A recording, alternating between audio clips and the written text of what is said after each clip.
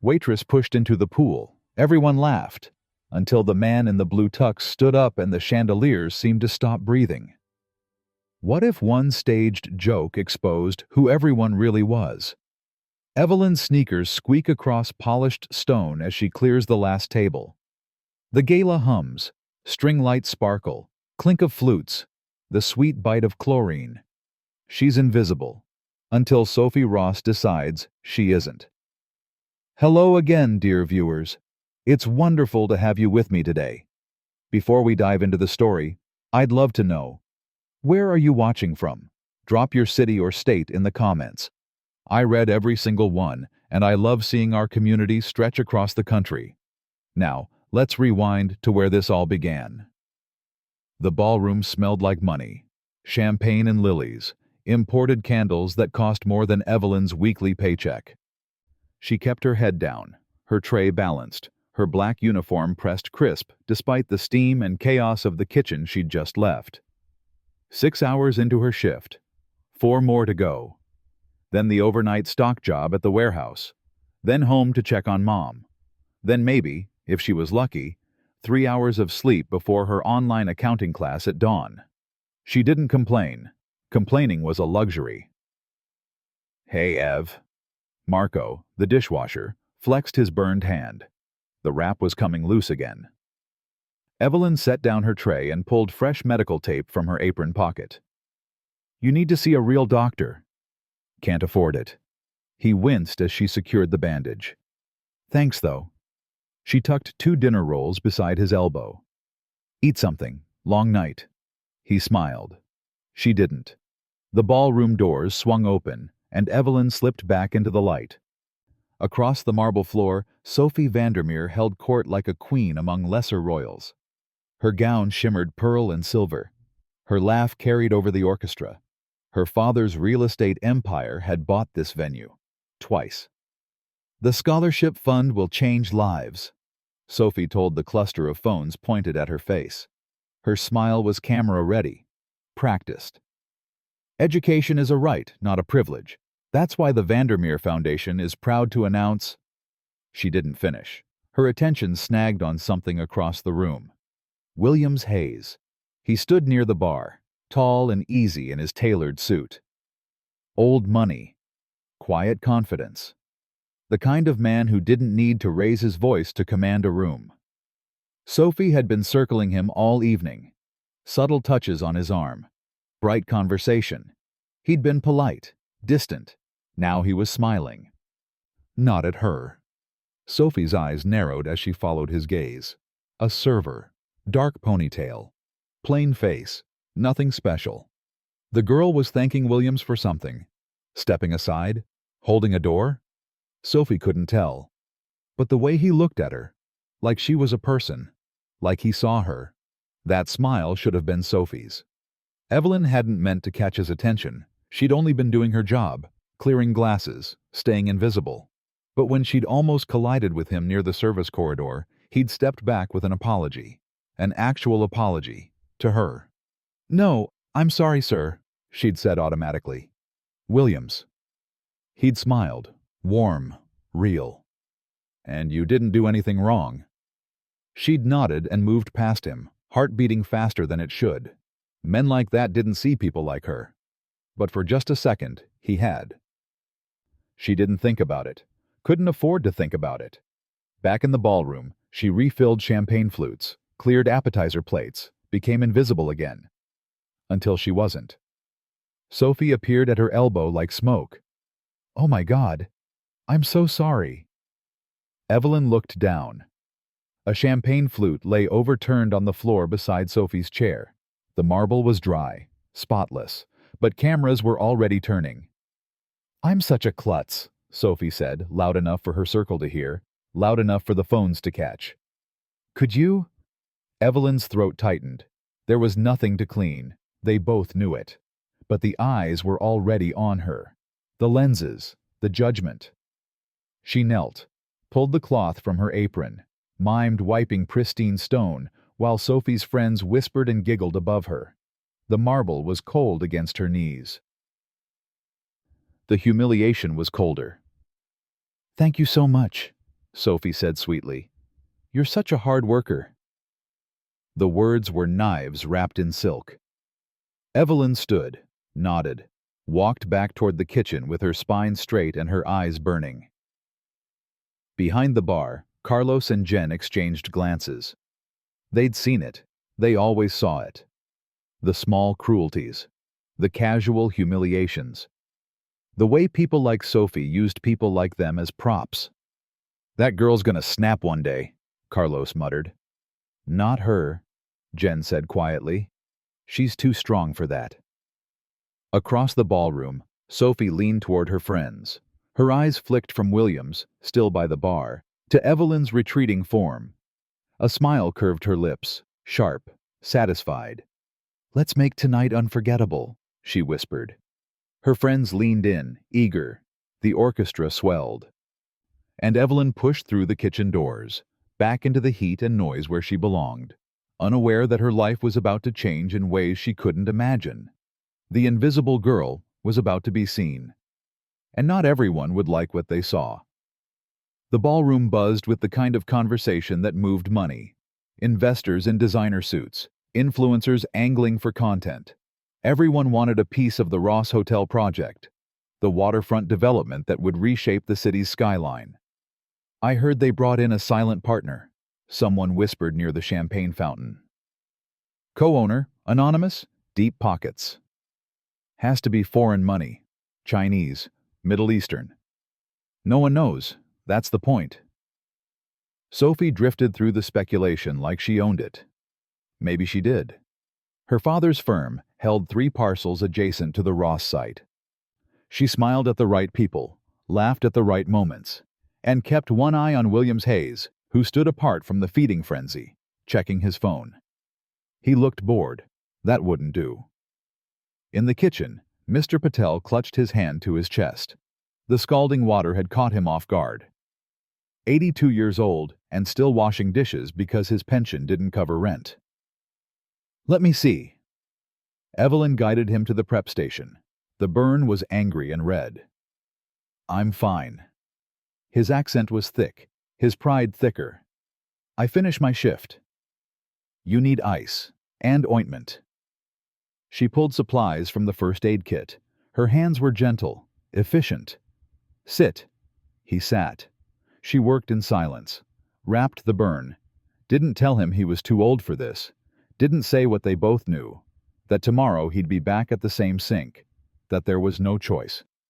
"Thank you, Beta," he said softly. "Daughter." She squeezed his shoulder and went back to work. Williams saw it through the service window. The careful way she touched the old man's hand. The way she didn't flinch from someone else's pain. He filed it away. A private detail. A glimpse of something real in a room full of performance. Then Sophie appeared at his elbow, and the moment closed. 20 minutes later, Sophie stood on a chair. "Attention, everyone!" Her voice cut through the music. The orchestra faltered. Phones lifted. "I want to make a toast." Her friends giggled. They knew what was coming. "To the hard-working staff tonight." Sophie raised her glass toward the service corridor, toward Evelyn, who'd just emerged with a tray. Especially those with such ambition. Laughter rippled through the crowd. "I mean, look at those shoes." Sophie's smile was poison sweet. "Payless? Target? But she's working so hard, probably saving up for something better. Community college, maybe?" More laughter. Cameras recording. Evelyn froze. "Let's give them a round of applause." Sophie started clapping. Slow. Mocking. "Really? Let's hear it for discount ambition."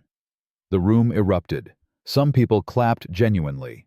Others sensed the cruelty, but went along because Sophie Vandermeer was not someone you crossed. Not if you wanted to stay relevant.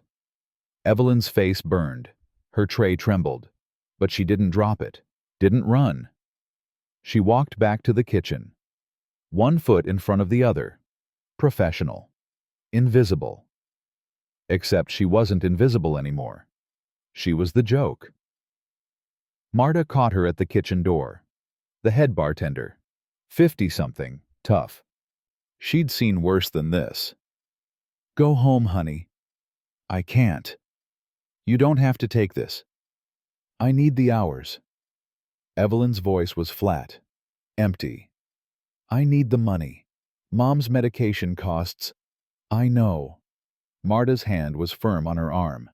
"But this is only going to get worse. That girl out there? She's just getting started." "I won't abandon my section." Evelyn pulled free. "That's my job. I do my job." Duty over dignity. Marta watched her push back through the doors. Watched her pick up another tray. Watched her become invisible again, even though every eye in the room now knew exactly who she was. "Damn it," Marta muttered. Behind the bar, Carlos shook his head. "Someone needs to stop this." "No one's going to," Jen said quietly. "They never do." Outside, the terrace doors opened onto the pool, heated, glowing. Surrounded by hedges and sculpture and strategically placed lights for the perfect photo op. Sophie's boyfriend, Trent, stood near the deep end, tall, handsome, empty behind the eyes. "You sure about this?" His friend held up a phone, recording light already on. She embarrassed Sophie. Trent rolled his shoulders like an athlete warming up. "Someone needs to teach her a lesson." "Dude, she's just a server." "Exactly." Trent's smile didn't reach his eyes. She should know her place. Inside, Sophie whispered to her circle, gestured toward the terrace, toward Evelyn, who was clearing glasses near the door. The trap was set. "Ready?" Trent's friend asked. "Ready." The music swelled. Laughter echoed. The party spun on, beautiful and terrible and blind. "On my mark," Trent said. And Evelyn, carrying her tray, stepped toward the terrace door. The terrace was quieter than the ballroom, cooler. String lights reflected off the pool's surface like scattered stars. Evelyn balanced the tray against her hip. 6 empty champagne flutes, a discarded appetizer plate. She moved toward the collection station near the hedge. "Excuse me, miss?" Trent's voice. Polite, friendly. She turned. He stood between her and the door. His friend flanked the other side. The phone was subtle, angled. Recording.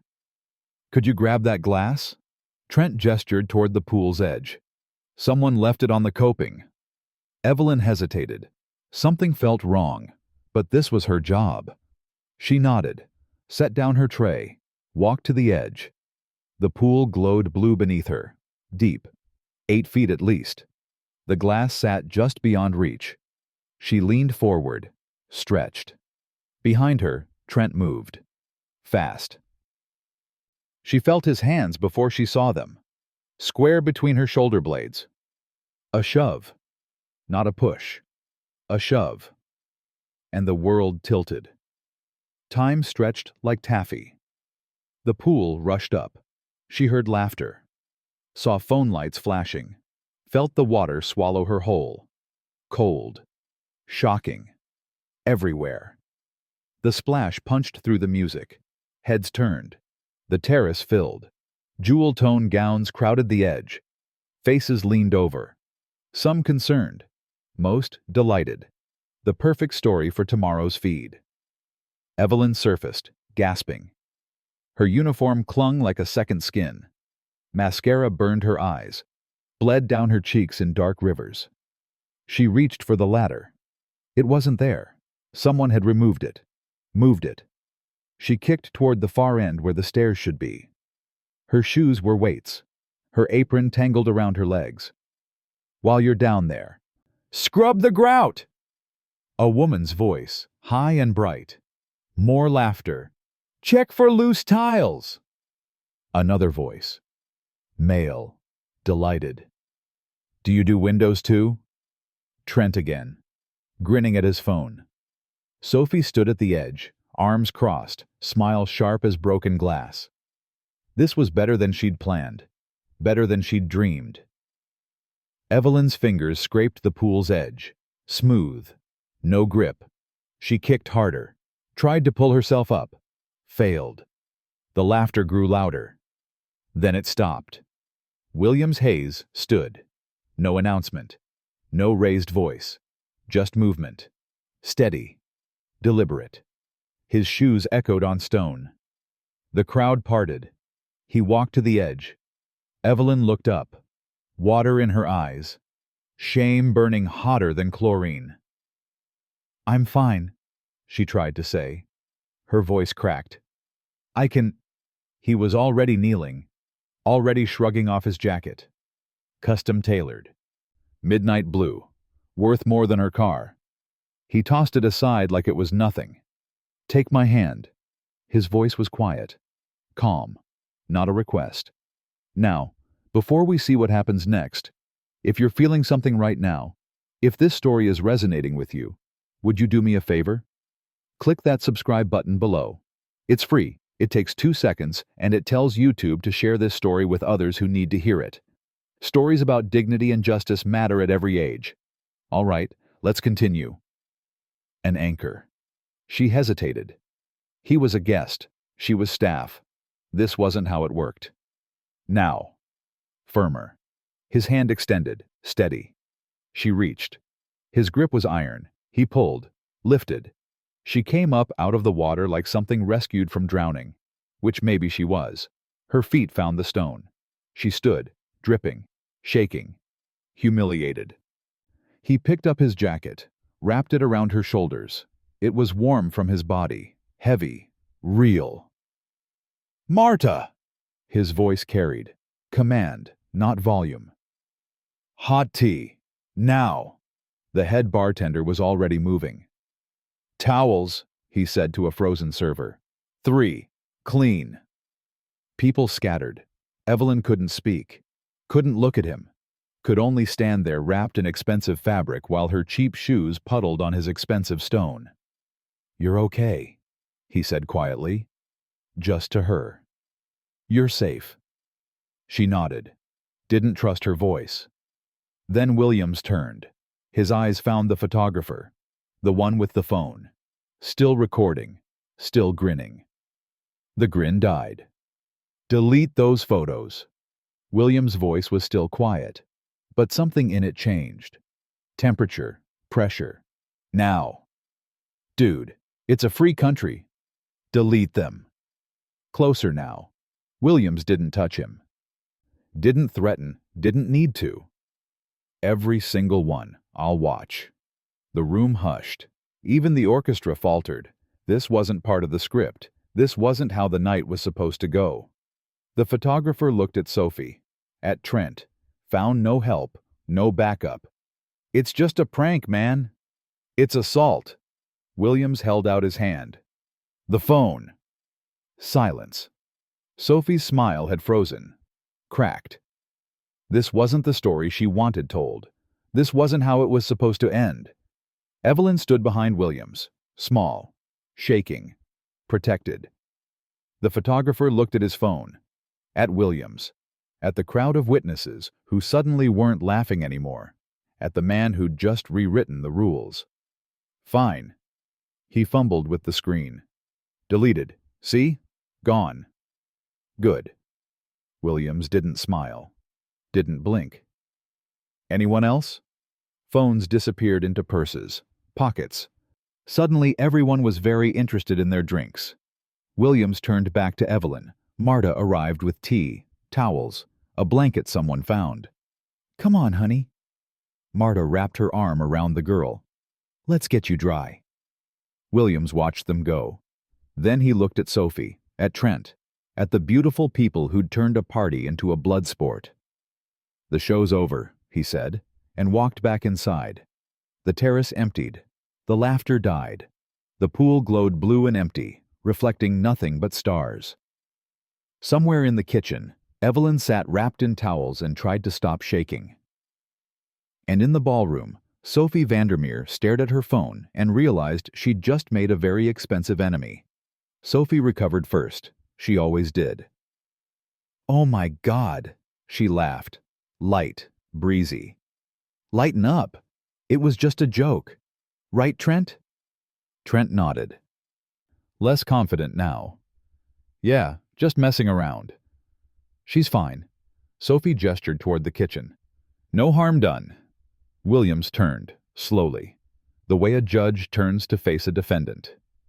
No harm? His voice was still quiet, still calm, but the room felt colder. Let me clarify 4 things. He held up one finger. First, that was assault. Physical contact, without consent, witnessed by 50 people. Second finger. Second, it was weaponized class discrimination. You targeted her because she's staff, because you could. Third finger. Third, workplace harassment. She's an employee. This is her workplace. You created a hostile environment. Fourth finger. Fourth, reputational harm. You filmed it, mocked it, intended to broadcast it. He lowered his hand. So no, Sophie, this wasn't a joke. This was cruelty with a hashtag. The silence was absolute. Sophie's smile flickered.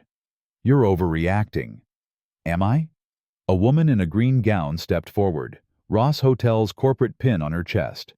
PR handler, professional smile already forming. Mr. Hayes, I'm sure we can. I'd like to speak to the event manager. Williams didn't look at her. And security. Now please. The handler's smile froze. I don't think that's... Now. She fled. Around the terrace, phones slipped into clutches. Purses. Pockets. Suddenly no one was recording. No one wanted to be holding evidence. Williams walked back to the kitchen door. Knocked. Waited. Marta opened it. Suspicious. Protective. I need to speak with her. He kept his voice low. Just for a moment. She's been through enough. I know. He met her eyes. That's why I'm asking permission. Marta studied him, hard, then stepped aside. Evelyn sat on a prep stool wrapped in towels. The blanket, his jacket. Her hair dripped onto worn linoleum. She looked up when he entered, looked away fast. I need to ask you something. Williams crouched, eye level, not looming. And you can say no. She waited. I'm going to address what happened, publicly, but only if you're comfortable with that. He paused. This is your story. Your choice. I won't speak for you unless you want me to. Evelyn blinked, surprised. When did anyone ask her permission for anything? They'll just deny it, she said quietly. People like that always do. Let me worry about that. Why? She finally looked at him, really looked. Why do you care? Because someone should. Simple, true. And because what they did was wrong. She studied his face, found no pity there, no performance, just honesty. She nodded. Out loud, please. Yes. Stronger now. Yes, do it. Thank you. He stood, turned to Marta. Stay with her. Wasn't planning on leaving. Williams walked back to the ballroom. The crowd had thinned. The smart ones were already calling their cars. The rest stood frozen in social calculus. Stay or go. Support or distance. He moved to the center. Didn't raise his voice. Didn't need to. What happened tonight reflects poorly on everyone who stood by and watched. He let that land. It certainly reflects on how I conduct partnerships. Murmurs, frowns. Sophie's father, Richard Vandermeer, pushed through the crowd. Red-faced, damage control mode. Williams, I'm sure we can settle this privately. Partnerships? Sophie interrupted. Her frown deepened. What partnerships? Williams didn't answer. Didn't need to. The terrace doors opened. James Ross Sr. entered. 70-something. Silver hair. Sharp eyes that had closed 1,000 deals. Owner of Ross Hotels. Host of this party. He moved straight to Williams, extended his hand. Williams handed him a card instead. Ross Sr. looked at it. His face changed. Color drained. Eyes widened. Mr. Clark. His voice cracked, just slightly. I had no idea you were.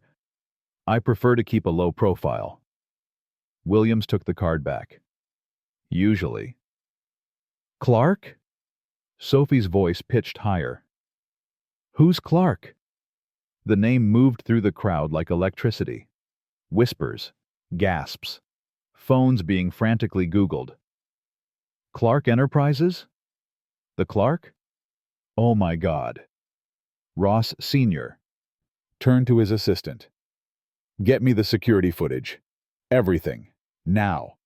Sir, I don't think everything. His voice boomed, then softer to Williams. I am so sorry. This is inexcusable. If you'd known I was wealthy, you'd care? Williams' voice was soft, dangerous. That's the problem, Mr. Ross. You shouldn't need to know who I am to care what happened to her. Ross Sr. closed his mouth, nodded. You're right. You're absolutely right. I want 3 things. Williams held up fingers again. 1. Full investigation. 2.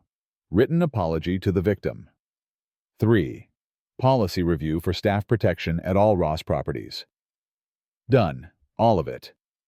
Good. Williams turned to leave, stopped, looked back at Sophie. And Ms. Vandermeer? If any footage surfaces online, any photographs, any posts, any whispers, my legal team will be in touch. They're very thorough. Sophie's face was white. You can't. I can. He smiled. No warmth in it. Money's useful that way. He walked toward the kitchen, toward Marta, toward Evelyn. Behind him, the party collapsed like a dying star. Guests scrambled for exits. Apologies flew. Phones buzzed with frantic texts. And Sophie Vandermeer stood frozen in the center of her destroyed kingdom, finally understanding what she'd done. She'd mocked a server. She'd humiliated the wrong girl. And she'd done it in front of the most powerful man in the room. The man no one knew was there. Williams returned to the ballroom's center. The crowd had regrouped, tighter now, nervous, waiting. He didn't make them wait long. For those who don't know, I'm Williams Clark, Clark Enterprises. He paused. Let it settle. I'm the silent capital behind the Ross Hotel expansion. Tonight was due diligence. The room inhaled, held it. I invest in properties, but more importantly, I invest in people, in culture, in how a business treats everyone, from the penthouse to the dish pit. His eyes swept the crowd. Tonight, I saw exactly what kind of culture this event represents. Ross Sr. looked ill. Moving forward, any property associated with my name will have zero-tolerance standards, harassment, discrimination, abuse. Williams turned to Ross Sr. I want a list of every staff member scheduled tonight, every single one. Of course, but why? We're paying them for the full night, plus hazard pay, double time. Murmurs, shock. That would cost. It's not their fault the party became hostile. Williams's voice was steel-wrapped in silk. They shouldn't lose income because guests forgot how to be decent. Ross Sr. nodded, frantic. Done. Absolutely. Good. Williams turned to the security team that had finally materialized.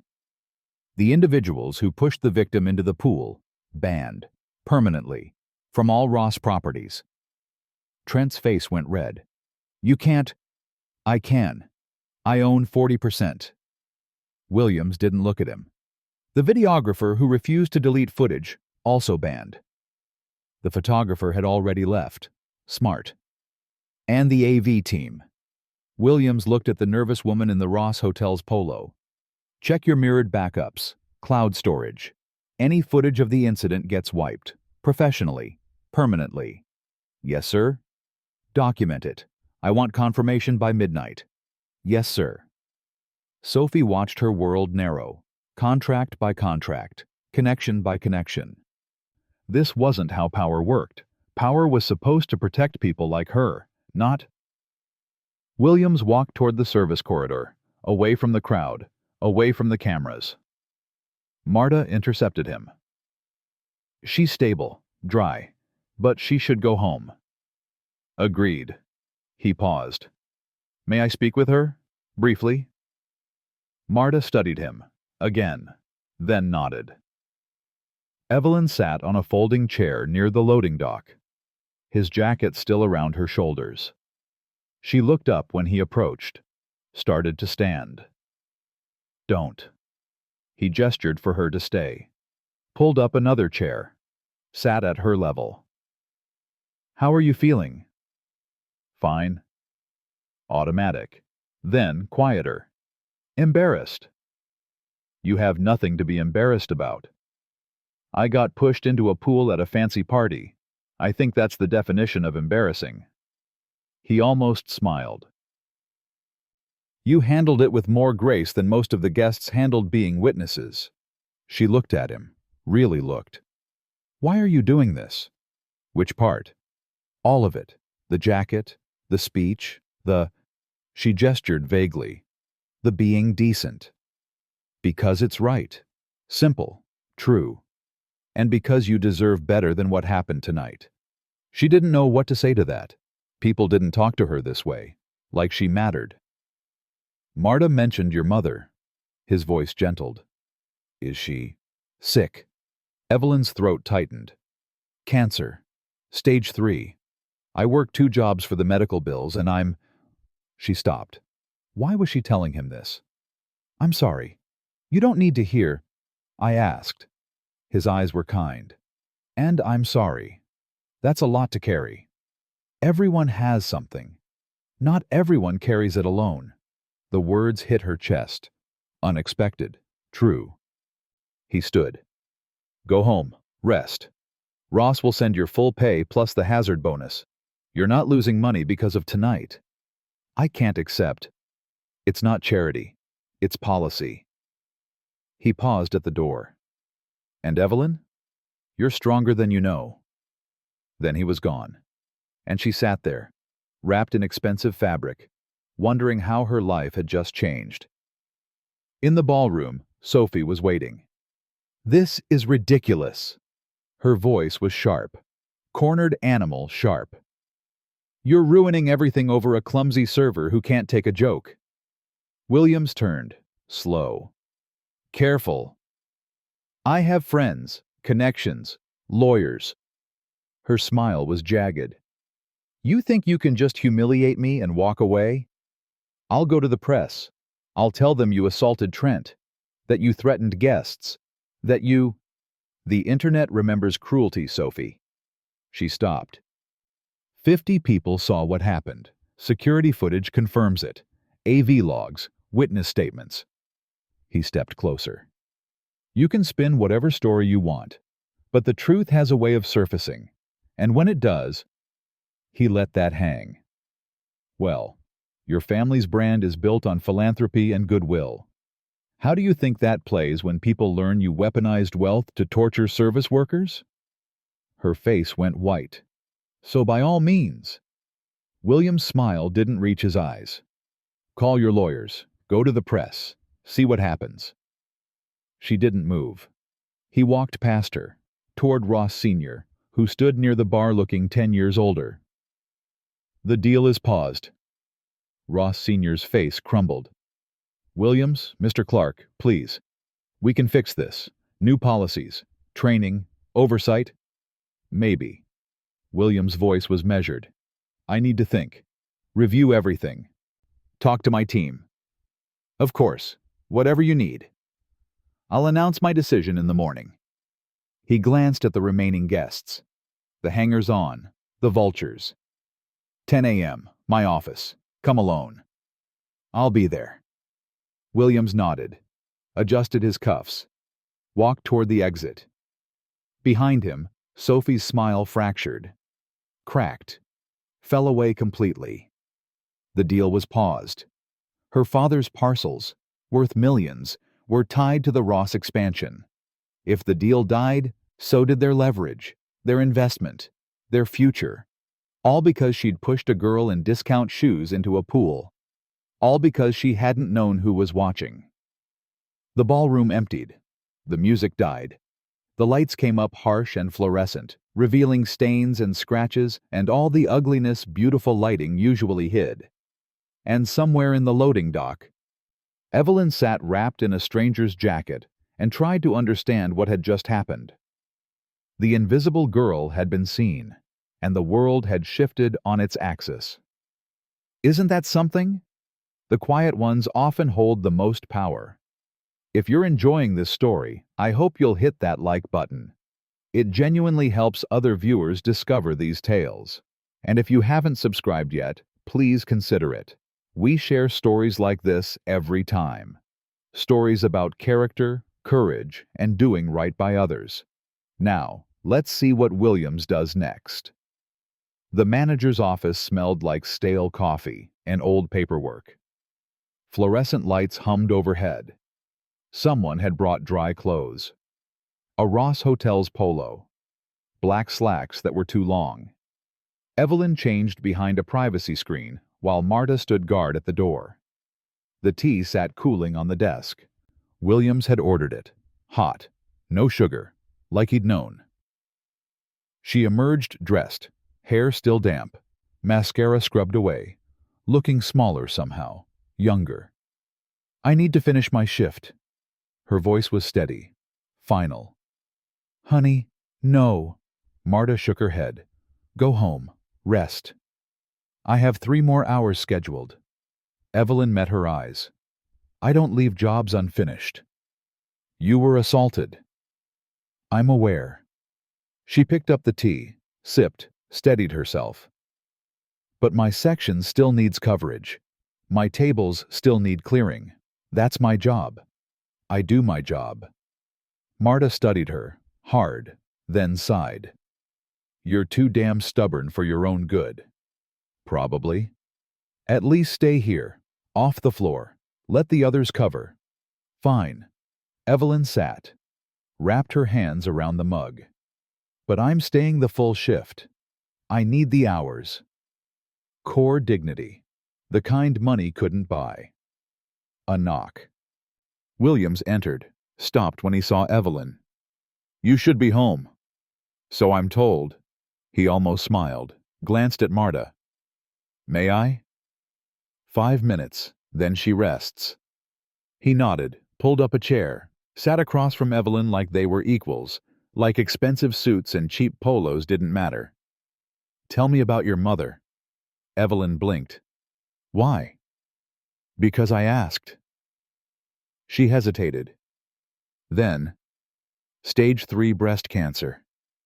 Caught late because she didn't have insurance. By the time we got her into treatment, her voice cracked, steadied. The bills they're more than I make in a year. In 5 years. What about your father? Gone when I was 12. She stared into her tea. Mom worked 2 jobs after that, kept me fed, kept me in school. Evelyn swallowed. She's the reason I wanted to be a nurse. I got into the program, had a scholarship. But then she got sick, and someone had to. You deferred. Dropped out. Different thing. Her smile was bitter. Scholarships don't hold for people with dying mothers and electric bills. You could have? Could have what? Her eyes flashed. Not anger, exhaustion. Put her in a home I can't afford? Let strangers decide when she eats? When she bathes? When she... She stopped. Breathed. No. She raised me alone. I won't let her die alone. Silence. Heavy. Real. I had a second job, Evelyn said quietly. Warehouse work. Overnight shifts. Good money. But the hours meant I missed her treatments. Missed the bad days. Came home to find her. She closed her eyes. I quit. Took the evening catering gigs instead. Less money, more time. That's the trade. Williams watched her. This girl who carried mountains, who chose dignity over dollars, who kneeled on marble and never broke. My mother waited tables. His voice was soft, different. Diner work, night shifts. She'd come home smelling like grease and burnt coffee, bruises on her feet, tips in her apron that never quite covered rent. Evelyn looked up, surprised. I remember being 8, sitting in the back booth doing homework while she served truckers and businessmen who never looked at her face, never learned her name. He leaned forward. I remember the ache of being invisible, of watching someone I loved be treated like furniture. How did you? She gestured. At him, his suit, his power. How did you get from there to here? Scholarships, luck, ruthlessness when needed. He smiled, small, sad. And rage, productive rage at a system that punishes people for being poor. Your mother? Retired. Florida. House on the water. She paints now. His voice warmed. Terrible paintings. I buy every single one. Evelyn smiled. Actually smiled. That's really nice. She earned it. So did mine. Yes. He held her gaze. She did. William straightened, business mode returning. I want to file a formal incident report. On your behalf. Police, corporate, legal documentation. He paused. But only if you consent. This is your story, your choice. I won't file anything without your explicit permission. Evelyn's hands tightened on the mug. What would that mean? Investigation, statements, possibly legal action against the individuals involved. They'll fight it. Hire lawyers I can't afford to fight back against. You won't be fighting alone. Why would you? Because it's right, and because you deserve justice, not charity. Justice. She stared at him, this stranger who kept dismantling her defenses with simple decency. I need to think. That's fair. Take your time. With or without me, you decide. A knock. Security. Young guy. Nervous. Mr. Clark, we have a problem. William stood. What kind? The video. One of the guests, an influencer, already sent it to her close friends list. Before we could... He swallowed. It's out there. Limited distribution, but it's out. The air changed. Sharpened. Williams turned to Evelyn. How limited? 100 followers. Maybe more by now. Evelyn's face went white. Her hands shook.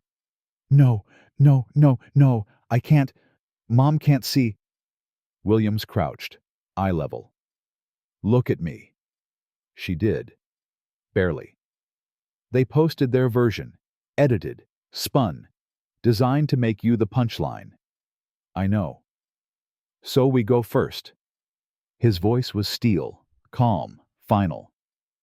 We post the truth, the whole truth, security footage, witness statements, everything. That's... Evelyn's voice cracked. That's putting my face everywhere. My name, your story, on your terms, with your consent. He waited. But only if you want to. This is still your choice. She looked at Marta, at the security guard, at Williams, who knelt on worn carpet like it was marble, like she was worth the dirt on his knees. If we don't, Evelyn said slowly, their version becomes the truth. Yes. If we do, I become, what? Viral? A victim? A person who refused to be silenced. She closed her eyes, breathed, opened them. Do it. Stronger now. Certain. Post everything. Tell the truth. Williams nodded, stood, looked at security. Get me the footage, all of it. And connect me with our media team. Yes, sir. He turned back to Evelyn. You're sure? No. She smiled, small, brave. But I'm doing it anyway. That's courage. That's survival. Sometimes, Williams said, they're the same thing. And somewhere out there the video was spreading. Sophie's version, Sophie's lies. But the truth was coming, and it would arrive with receipts. Williams returned to the terrace. The crowd had changed, smaller now, sober. The ones who'd stayed were either brave or trapped. Maybe both. Someone had set up the microphone. The portable one for toasts, for speeches, for moments that mattered. This mattered. Williams took the mic, didn't tap it, didn't clear his throat, just spoke. Tonight, a member of the hospitality staff was physically assaulted during this event. His voice was measured, clear. She was targeted because of her position, because certain guests believed her role made her less than human, less deserving of basic dignity and respect. Silence. Absolute. I'm not naming her. That's her choice to make. But I am naming this. What happened was assault. It was harassment. It was a grotesque display of weaponized privilege. He paused. And it will have consequences. He outlined them. One by one. Clinical. Final. Permanent bans from all Ross properties for those directly involved. Security footage has been preserved and provided to local authorities. Corporate policy review across all partner establishments. People shifted. Uncomfortable. Good. But policy isn't enough. Williams set down his notes, spoke from memory now, from conviction. We need systemic change, so effective immediately. I'm establishing the Evelyn Initiative. Murmurs, confusion, hope. Named for the woman whose dignity survived tonight's cruelty. The initiative will provide 3 things: tuition grants for hospitality workers pursuing education, emergency medical support for employees and their families, and legal aid for anyone experiencing workplace harassment. He let that settle. Land. I'm seeding it with $5 million. The fund will be managed independently. Applications open next month. He looked across the terrace, at faces, at cameras that had started rolling again, at witnesses. If you profited from tonight's humiliation, if you filmed it, laughed at it, shared it, you can't undo that. But you can choose differently tomorrow.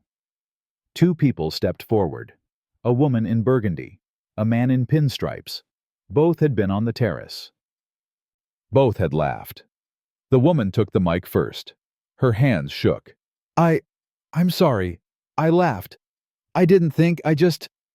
Her voice cracked. There's no excuse. I'm so sorry. She stepped back. The man took her place. Same. God, I'm ashamed. It wasn't funny. It was cruel. And I should have stopped it instead of... He couldn't finish. Just shook his head and walked away. Small redemptions. But redemptions nonetheless. Sophie was already gone. Stormed off during William's speech, her phone pressed to her ear, her voice sharp and frantic as she called her PR attorney. I don't care what it costs. Kill the story. Threaten them. Pay them. I don't care. Just make it go away. But some things don't go away. Some things grow. Ross Sr. approached Williams as the crowd dispersed. Checkbook already out. The initiative. It's brilliant. Necessary. He clicked his pen. I'd like to contribute. Matching funds. $5 million from Ross Hotels. No. Williams' voice was soft, firm. I'm sorry? I appreciate the gesture, but no. Ross Sr. blinked, confused. I'm trying to help. Are you? Or are you trying to buy absolution? Williams met his eyes. Principles aren't a buy-in, Mr. Ross. You can't write a check and erase what happened under your roof. I didn't know. You didn't care. There's a difference. Williams softened, slightly. You want to help? Change your culture. Train your staff. Empower them to speak up. Create real consequences for guests who abuse them. That's help. That's change. Ross Sr. closed his checkbook, nodded. You're right. We'll do better. See that you do. Williams turned to leave, stopped. The deal. I'll have my decision by Monday morning, 10 a.m., my office. I'll be there. Williams found Evelyn still in the manager's office, still holding her mug, still wearing clothes that didn't quite fit. Marta had left her alone, given her space. given her silence. Evelyn looked up when he entered. "Did you?" "It's done." He sat, tired suddenly, the weight of the night catching up. "The statement's out. The initiative's announced. Security footage goes to the police in the morning. The video, Sophie's version, will look like exactly what it is. A lie." He leaned back. "The truth has better production value." She almost smiled. $5 million. Seed money. It'll grow. You named it after me. Yes. I didn't ask you to do that. I know. He held her gaze. But your name deserves to mean something better than tonight. Something bigger, if you'll let it. Evelyn didn't know what to say to that. Didn't know how to hold something that size, that weight, that possibility. William stood, straightened his tie, moved toward the door, then stopped, turned back. "Come see me Monday." Evelyn blinked. "What?" "My office, 10:30, after I meet with Ross." He paused, chose his words carefully. "I have a role I think you were born to grow into." "A role? You mean a job?" "I mean an opportunity, a career, a future." His eyes were serious, kind. "If you want it. No pressure, no strings. Just a chance." Her throat closed. Her eyes burned. "I'm a server. I didn't finish nursing school. I don't have—" "You have integrity, courage, the ability to lead under pressure, the empathy to see people others ignore." He smiled. Small, real. "That's rarer than any degree. And far more valuable." "I don't understand." "You will, Monday, 10:30. He wrote an address on a business card, handed it to her. "Think about it. Decide for yourself. But Evelyn?" "Yes?" "You've spent your life being underestimated. Maybe it's time someone bet on you instead." Then he was gone. And she sat there, holding a business card that felt like a key to a door she didn't know existed. Outside, the party had ended. The terrace was empty. The pool glowed quiet and blue, reflecting nothing but stars. Staff cleaned in silence, swept away broken glass and crushed flowers and all the evidence of excess. In a car somewhere, Sophie refreshed her phone obsessively, watching the video spread, watching the narrative slip from her control. In a hospital room across town, Evelyn's mother slept, unaware her daughter's life had just changed. And in the manager's office, Evelyn stared at a business card and whispered to the empty room. Monday, 10:30. Like a prayer, like a promise, like the first word of a story she was finally allowed to write. The headlines hit like dominoes. Heiress caught on camera, pushing server into pool at charity gala. Billionaire Williams, Clark freezes, $200. Hotel merger over assault. New Evelyn Initiative launches, with $5 to protect hospitality workers. Split-screen reality. 3 versions of the same night. But only one told the truth. By Sunday morning, the security footage had been released. Full, unedited, time-stamped. Evelyn boxed in. The shove, the splash, the laughter, Sophie's smile. No spin could survive that. The internet did what it does best. Dissected, amplified, judged. Sophie's social media went dark within hours. Her father's statement was brief and brutal. "The family is addressing this matter privately." Translation: damage control, lawyers, silence. Evelyn woke to her phone vibrating off the nightstand. Hundreds of messages. Thousands.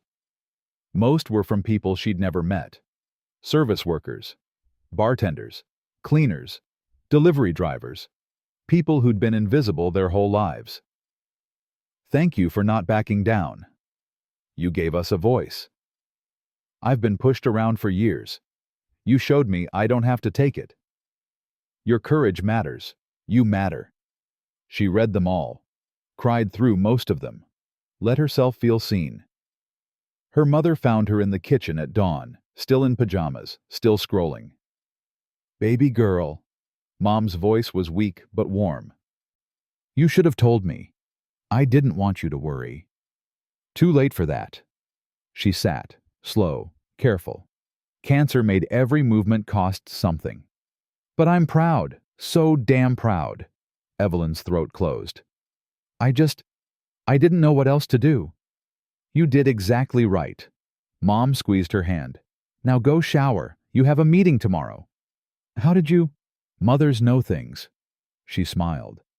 "And the nice man who paid our hospital bills sent flowers with a note." Evelyn's eyes widened. "He what?" "Anonymously. Except he signed the card WC." Mom's smile grew.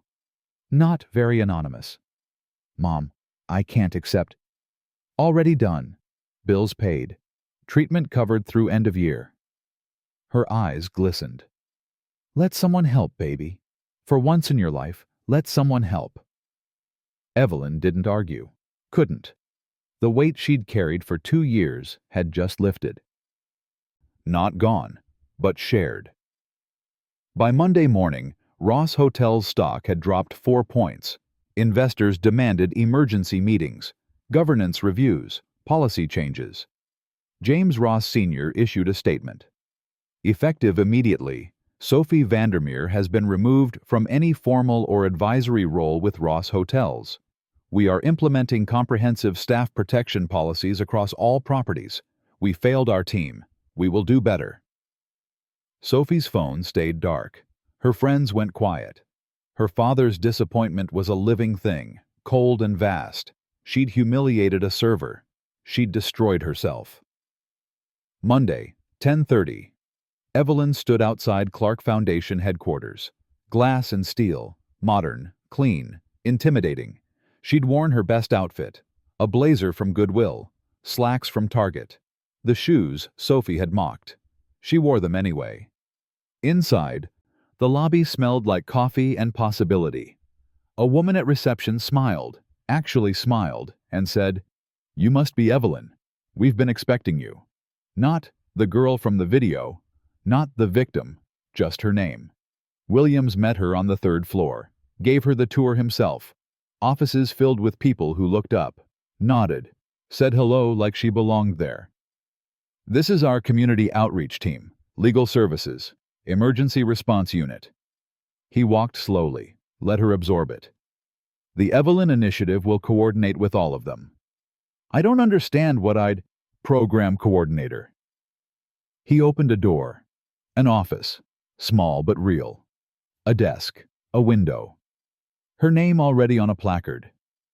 "You'd help design the programs, review applications, connect with workers who need support, build partnerships with other organizations." "I'm not qualified." "You're the most qualified person I know." He turned to face her. "You've lived it. You understand what workers need because you've needed it. That's not something you can learn in a classroom." She stared at the nameplate. Evelyn Chen, Program Coordinator. "There's a training path, mentorship. We'll teach you systems, policy, management." He handed her a folder. "The salary is here. It's triple what you made between both jobs." She opened it, blinked. That couldn't be right. "Flexible schedule. You coordinate your own hours around your mother's treatment." He paused. "And there's tuition support. If you want to finish nursing school, we'll cover it. If you want business management, we'll cover it. Your choice, your timeline." Evelyn's hands shook. The folder trembled. "Why?" "Because you deserve it. Because the work matters. Because—" He smiled, small, honest. "Because I believe in you." No one had ever said that to her before. No one. "This isn't charity," he added. "This is a job. You'll work hard. You'll be challenged. You'll have metrics and reviews and all the normal professional expectations." "Good." Her voice was stronger now. "I don't want charity. I want to earn it." I know. He held out a pen. So, what do you say? She looked at the contract, the nameplate, the window that showed a city she'd served but never belonged to. Until now. Yes. She took the pen, signed her name. Steady. Clear. Yes. Williams shook her hand. Firm. Equal. Welcome to the team, Evelyn. Not a rescue, a partnership.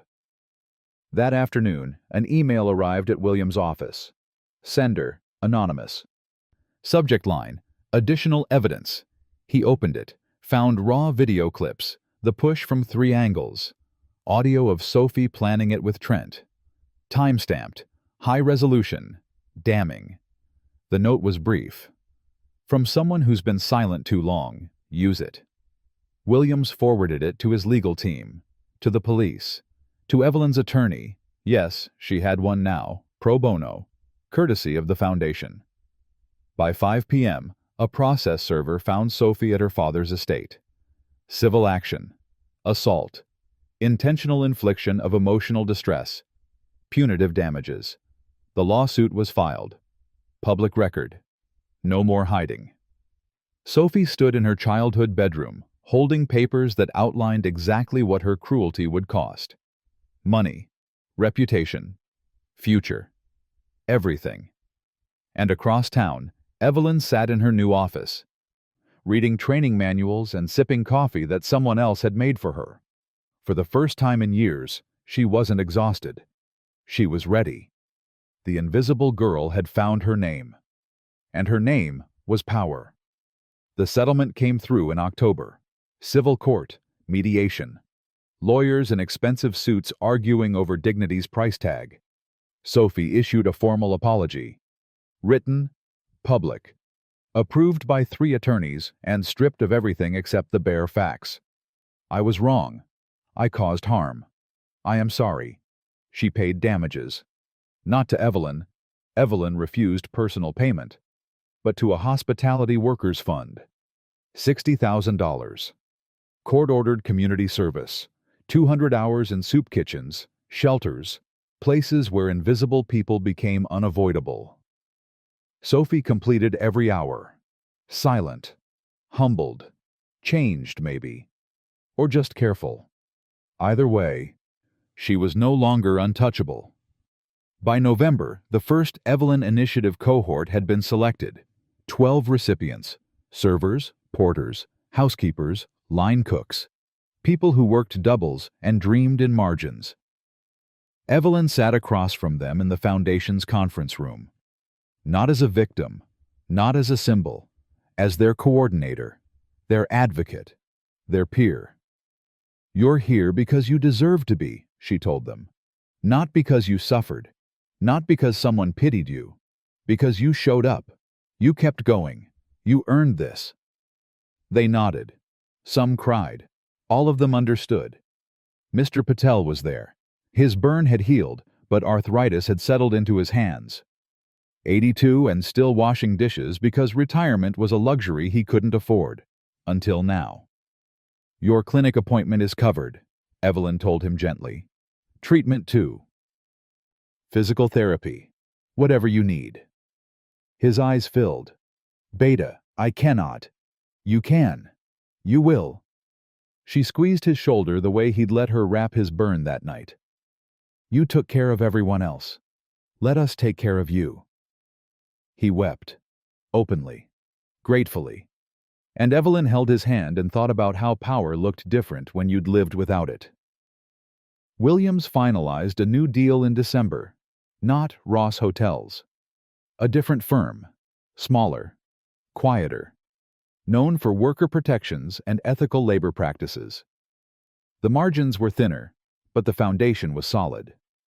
He invited Evelyn to the signing, not as a guest, as a staff representative, a voice at the table. She sat beside him in the conference room, listened to lawyers negotiate terms, watched contracts pass between hands that had never served drinks or scrubbed floors. When they asked for her input on employee wellness clauses, she gave it. Clear, confident, informed by experience no MBA could teach. They listened. They actually listened. After, Williams walked her to the elevator. "You did well in there." I was terrified. "You didn't show it." He smiled. "That's leadership. Or survival." "Sometimes," he said again, "they're the same thing." January brought snow and the annual scholarship gala. Same estate. Same chandeliers. Same marble floors that had once held the memory of her humiliation. But the room had changed. New management. New policies. Staff wore wireless panic buttons. Managers conducted quarterly respect audits. Security had teeth now. Real consequences for guests who forgot how to be human. Evelyn arrived not through the service entrance, but through the front doors. In a dress she'd chosen herself.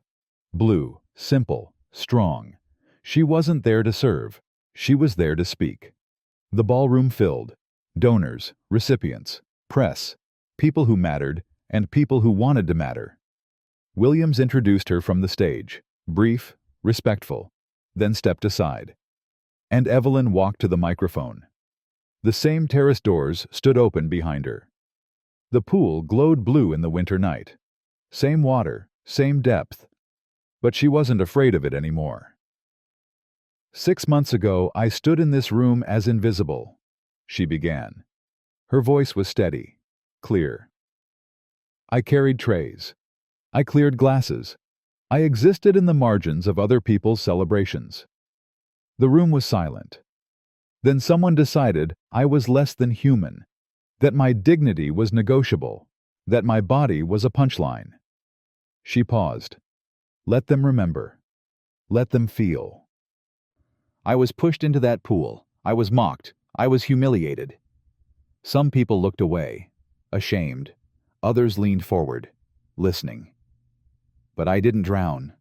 Her eyes found the water, her reflection steady on its surface. I learned something that night. Cruelty reveals character, and character, real character, isn't what you wear or who you know or how much you inherit. She looked back at the crowd, at faces rich and poor, powerful and struggling. Character is what you do when no one's watching, how you treat people who can't benefit you, whether you extend a hand or push someone down. Her voice strengthened. Tonight, we're here to extend hands, to announce scholarships for 24 hospitality workers pursuing education, to fund medical care for 18 families, to provide legal support for 6 ongoing harassment cases. Applause. Genuine, growing. This isn't charity. This is justice. This is what happens when people decide dignity matters more than status, when power is used to lift instead of crush. She smiled. Small. Real. My name is Evelyn Chen. I'm the program coordinator for the Evelyn Initiative, and I'm here to tell you, we see you, all of you, the invisible ones, the tired ones, the ones who keep showing up even when the world tells you you don't matter. Her voice broke, just slightly, just enough. You matter. Your work matters. Your dreams matter. She held up a list, names, futures, possibilities. And these scholarships prove it. She read each name, each story, each person who'd been invisible until someone decided to look. The room stood, applauded, some wept, and Evelyn stood by the pool, not in fear, not in shame, but in strength, and watched the water reflect her face back to her, whole, present, powerful. Later, after the speeches and photos and congratulations, Williams found her on the terrace. How do you feel? Tired, proud, terrified. She laughed. All of it. Good. He leaned against the railing. That means you're doing it right. They stood in comfortable silence, watching the pool, watching the stars. Thank you, Evelyn said quietly, for that night, for everything after. You don't need to thank me. I know, but I want to. He nodded, accepted it. You did the hard part. You chose to stand, to speak, to lead. You gave me the platform. You earned the platform. He turned to face her. There's a difference. She smiled. Believed him. Finally believed him. "Come on," he said. "Let's go inside. Your mother's waiting. She wants photos." They walked back through the terrace doors, into the light, into the warmth, into a room that had once tried to break her and now held her name in gold letters on a foundation plaque. The water behind them glowed quiet and blue, reflecting stars, reflecting change, reflecting a girl who'd been pushed down and chose to rise. Cruelty tried to drown her. Character taught her to breathe. True class isn't worn, it's shown. Wealth can purchase chandeliers, but it cannot purchase character. The richest person in the room is the one who defends the dignity of the least powerful. And sometimes, the girl serving your drinks is the one who'll change your world, if you let her. And that's where Evelyn's story brings us, from invisible to invaluable. Now, I have a question for you. What did this story make you think about? Have you ever witnessed someone being treated unfairly? Or maybe you've been the one to stand up for someone who needed it? Share your thoughts in the comments. I read them all, and I learned something from each of you. If this story moved you, please share it. Use that share button below. Someone in your life needs to hear this. Maybe it's a grandchild who's working their way through school. Maybe it's a friend who's forgotten that kindness costs nothing. And if you haven't subscribed, I truly hope you will. We're building a community here, people who believe character matters more than status, and that it's never too late to stand up for what's right. Thank you for spending this time with me today. Until next time, remember, true class isn't worn, it's shown.